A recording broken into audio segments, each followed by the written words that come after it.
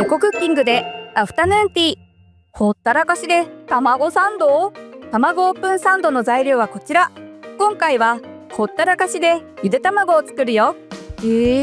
ほったらかし。鍋に卵と水を入れて蓋をするよ。沸騰したら火を止めるよ。あとは10分間ほったらかしで OK。 火を止めちゃって大丈夫なんですか？ちゃんと茹で上がってる。ゆで卵は刻んでマヨネーズ、塩、胡椒を混ぜるよ。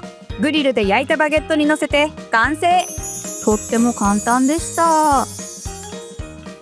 今回のエコポイントは、ゆで卵は沸騰したら火を止めてほったらかしだったね。